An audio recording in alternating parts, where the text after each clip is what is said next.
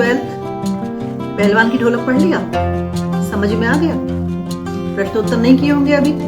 चलिए अभी करते हैं। पाठ्य पुस्तक है क्या आपके पास?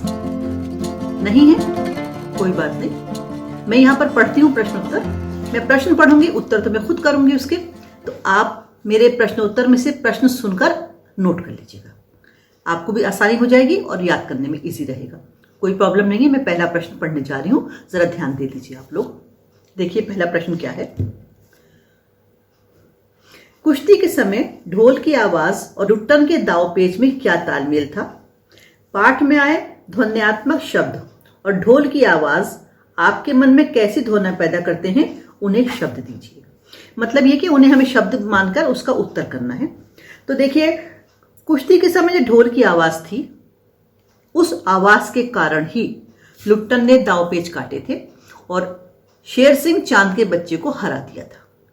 क्योंकि जो भी ढोल की आवाज निकलती थी, लुट्टन को उसमें से मोटिवेशनल शब्द सुनाई देते थे, जैसे चट धा गिरधा, उठा दे पटक दे, चटाक धा गिरधा, बाहर निकल जा, दाव काटू। तो वो जो सोचता था वो सब चीजें उसे ढोल की आवाज से ही समझ में आती थी। देखिए कैसे, मैं पूरा पढ़ के सुनाती हूं आपको।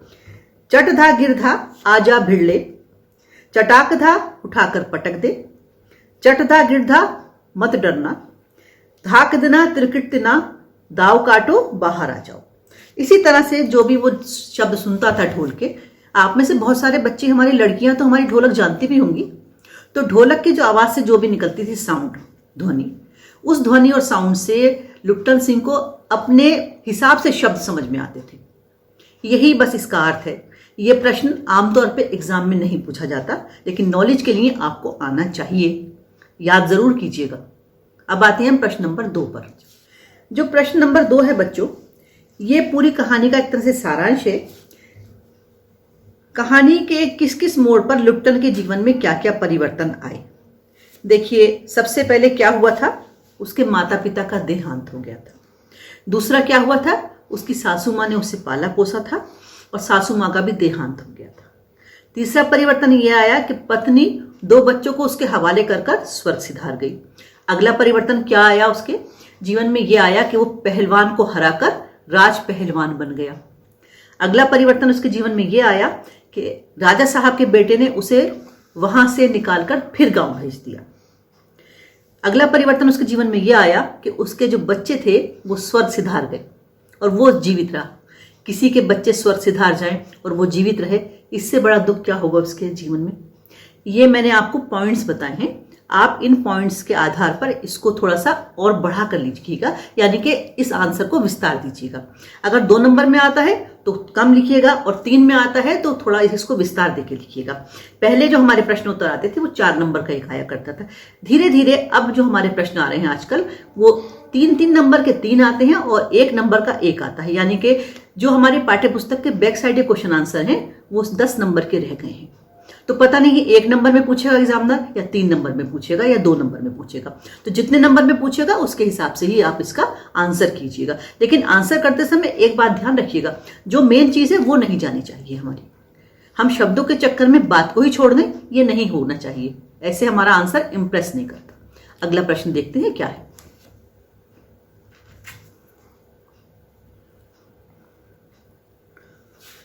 देखिए, तीसरा इसका प्रश्न है, लुट्टन ने ऐसा क्यों कहा होगा कि मेरा गुरु कोई पहलवान नहीं, यही ढोल है।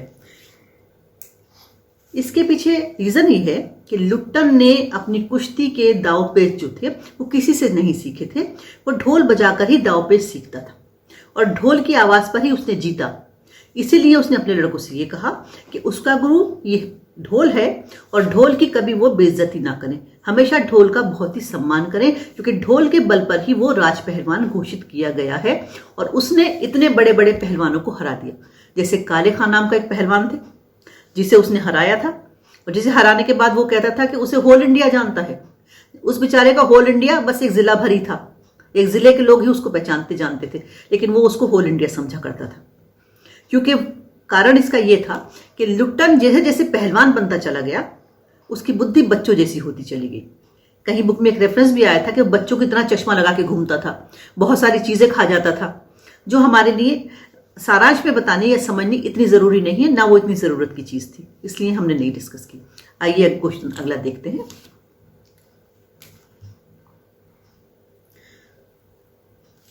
क्वेश्चन नंबर 4 इसका है, गांव में महामारी फैलने और अपने बेटों के देहांत के बावजूद लुट्टन पहलवान ढोल क्यों बजाता रहा? देखिए, एक बात तो यह है कि महामारी और सूखे के कारण गांव में बहुत ही निराशाजनक माहौल हो गया था, इसलिए लुट्टन सिंह उस निराशा को दूर करने के लिए ढोल बजाता रहता था। और उसके बेटे जब मर गए तो अपने बेटों के दुख को दूर करने के लिए या दुख को कम करने के लिए भी वो ढोल बजाता रहा, यानी कि वो दुख ढोल बजा के प्रकट कर रहा था। ऐसा नहीं था कि उसको दुख नहीं था, लेकिन ढोल की आवाज के साथ वो अपने दुख को जैसे सब में फैलाना चाहता था। तो इस तरह से महामारी के समय, अपने बच्चों की डेथ के समय सदा उसने ढोलक का ही सहारा लिया। उसका सोचना ऐसा था कि उसके ढोल की आवाज से गांव वालों के दुख दर्द भी दूर हो जाते हैं, इसीलिए वो रात रात भर ढोल पीटता रहता था। अगला प्रश्न देखिए जरा। महामारी फैलने के बाद गांव में सूर्योदय और सूर्यास्त के दृश्य में क्या अंतर होता था? देखिए, महामारी फैलने के बाद जब सूर्य उदय होता था तो लोगों में थोड़ा सा शक्ति का संचार हो जाता था, लेकिन दिन भर बीतते बीतते, दिन भर दूसरों को तसल्ली देते देते शाम होने पर वो एकदम शक्तिहीन हो जाते थे।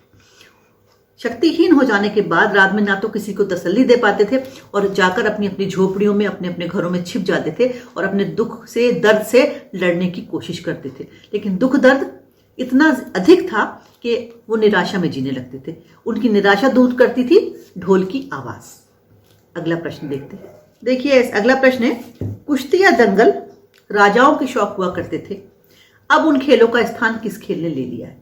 हम सब जानते हैं, कुश्ती दंगल पहले होते होंगे जिससे लोगों का, राजा महाराजाओं का मनोरंजन होता था, लेकिन अब तो इतने अधिक खेल आ गए हैं और अब तो मोबाइल खेलों का जमाना है। मोबाइल पे गेम खेलते हैं कि इन खेल अगर अरेंज भी कर दिए जाएं तो उन्हें देखने जाने वालों की संख्या बहुत कम होगी। वो तो कुछ दिनों पहले दंगल एक फिल्म आ गई थी, हो सकता है उसके कारण से दंगल से परिचय लोगों का अधिक हो गया, मतलब आप लोगों का, इस नई जनरेशन का। फिल्म से चीजें जुड़ जाती हैं तो वो आसान भी हो जाती हैं। देखिए अगला प्रश्न। पाठ में अनेक स्थलों पर प्रकृति का मानवीकरण किया गया है, पाठ में से ऐसे अंश चुनिए जिनका और उनका आशय स्पष्ट कीजिए। देखिए, मानवीकरण किसे कहते हैं, पहले तो हम इस पे बात करेंगे। पहले तो मैं आपको बताऊंगी मानवीकरण किसे कहते हैं। मानवीकरण यानी कि पर्सोनिफिकेशन, जब बेजान चीजों को मनुष्य की तरह मानकर उनसे बातचीत की जाने लगे या उन पर मानव होने का आरोप करने लगे तो वहां पर मानवीकरण अलंकार हो जाता है। तो यहां पर एक चीज आई है, यहां पर एक चीज आई है कि अंधेरी रात चुपचाप आंसू बहा रही थी। सोचिए, रात आंसू कैसे बहा सकती है? आंसू तो मनुष्य बहाते हैं, आंसू तो जीव बहाते हैं। तो यहां पर रात का मानवीकरण कर दिया गया है। इसका तात्पर्य यहां पर यह निकलता है कि रात इतनी भयानक थी कि ऐसा लगता था जैसे रात भी आंसू बहा रही है। जो गांव था उसमें दुख तकलीफ इतनी अधिक बढ़ चुकी थी। दूसरा देखते हैं इसका। अन्य तारे उसकी भावुकता असफलता पर खिलखिलाकर हंस पड़ते थे। अन्य तारे 2 बार आया है। यहां पर तारों का मानवीकरण किया गया है। तारे हंस नहीं सकते, तारे हमें हंसते हुए लगते हैं, लेकिन वो मानव नहीं है, उन पर मानव क्रियाएं आरोपित की गई हैं। तो यहां पर तारों का मानवीकरण किया गया है। अगला प्रश्न देखिए। पाठ में मलेरिया और हैजे से पीड़ित गांव की दयनीय स्थिति को चित्रित किया गया है। आप ऐसी किसी अन्य आपदा स्थिति की कल्पना करें और लिखें कि आप ऐसी स्थिति का सामना कैसे करेंगे या करेंगी। ये तो पाठ का बहुत पुराना प्रश्न है। हम तो आजकल जी ही रहे हैं कोरोना मचा हुआ चारों तरफ, कोरोना जैसी आपदा आई हुई है, तो हम कल्पना नहीं करेंगे, हम तो जो आजकल चल रहा है उसके आधार पर इसको लिख देंगे आंसर। ये तो बहुत आसान आंसर है, ये आप खुद सोचिएगा और लिखिएगा। अगला प्रश्न देख लीजिए जरा। ढोलक की थाप मृत गांव में संजीवनी शक्ति भरती रहती थी। कला से जीवन के संबंध को ध्यान में रखते हुए चर्चा कीजिए। चर्चा कीजिए का मतलब यह है कि आमने सामने बैठकर बात कीजिए। तो यहां से तो मैं ही बोलूंगी, आप तो खाली सुनेंगे, उधर से तो रिटर्न में कुछ बोल नहीं पाएंगे। तो देखिए, इसको फिर भी मैं बात करने की कोशिश करती हूँ। कला व्यक्ति के मन में बसी हुई जो बहुत सारी भावनाएं हैं, जो बहुत सारी सीमाएं हैं, उनको व्यापक बना देती है। जैसे एक कलाकार एक कहानी लिखता है, लेकिन उस कहानी को बहुत सारे लोग पढ़ते हैं, तो उसकी जो कहानी लिखने की कला है वो व्यापक हो जाती है, वो दूर दूर तक फैल जाती है। बाकी कभी अपने दोस्तों के साथ बैठिएगा तो चर्चा कीजिएगा। चर्चा करने से चीजें नई निकलती हैं और आसान भी हो जाती है। अगला प्रश्न देखते हैं।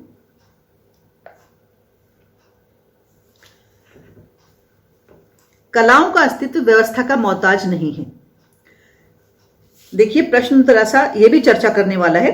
कलाओं का अस्तित्व व्यवस्था का मोहताज नहीं है। व्यवस्था यानी कि कहीं से सपोर्ट मिलना। जो कलाएं हैं उनको जीवित रखने के लिए कहीं से सपोर्ट मिलता रहे, ये आवश्यक नहीं, लेकिन सपोर्ट मिलने से कलाओं का जीवित रखना आसान हो जाता है। जैसे कठपुतली एक बहुत अच्छी कला है, बहुत बारीकी से किया जाने वाला एक कलाकारी काम है, लेकिन अब वो कला धीरे धीरे लुप्त होती जा रही है, क्योंकि उन कलाकारों को किसी का सपोर्ट नहीं है, कहीं से सहारा नहीं मिलता, क्योंकि यही जो कला थी वो उनके जीवन को चलाने का साधन भी थी। तो जब सपोर्ट नहीं मिलता है तो धीरे धीरे वो दूसरे कामों पे लग जाते हैं, तो ये कला धीरे धीरे लुप्त हो जाती है। तो कलाओं को जीवित रखने के लिए व्यवस्था का सहारा बहुत ही आवश्यक है। देखिए, ये सारे प्रश्न जो आपके थे पार्ट के बैक साइड के, वो मैंने सारे आपको करा दिए। एक बात याद रखिए, मैंने आपको समझा दिया है, मैंने आपको प्रश्नोत्तर भी समझा दिए हैं। बैठकर पाठ को ध्यान से पढ़िए और उसमें से अर्थग्रहण निकालिए। जहां पर ये लाइन आई थी कि रात चुपचाप आंसू बहा रही थी, वो एक पैराग्राफ मार्क कीजिएगा। वो कम से कम 20 लाइनें बहुत इंपॉर्टेंट हैं, और उसके साथ में प्रश्न बना दीजिएगा। वो आपका अर्थग्रहण को कवर अप करेगा। उसके साथ ही पूरे पाठ में से छोटे छोटे प्रश्न निकालिएगा। हर पेज से 3 प्रश्न छोटे छोटे, यानी कि जिसका आंसर सिर्फ 2 लाइन में आता हो, वो भी आपका अर्थग्रहण को कवर करेगा। इस तरह से ये पाठ आपका पूरा होता है। मैं उम्मीद करती हूं पाठ और प्रश्नोत्तर आपकी समझ में आ गए होंगे। अगर पाठ पुराना होता है तो शब्द भी बहुत पुराने पुराने होते हैं। उन्हें जानना और समझना ही इन पाठों को कोर्स में होने की जरूरत है। इसीलिए ये सारे पाठ सिलेबस में रखे जाते हैं कि हम पुरानी चीजों को जानें, उन्हें एकदम से भूलें नहीं। या जिस लेखक ने इतनी मेहनत से उस वक्त लिखा, उस वक्त ये कहानी किसी पत्रिका में छपी थी, इसलिए ये कहानी इतनी इंपॉर्टेंट है।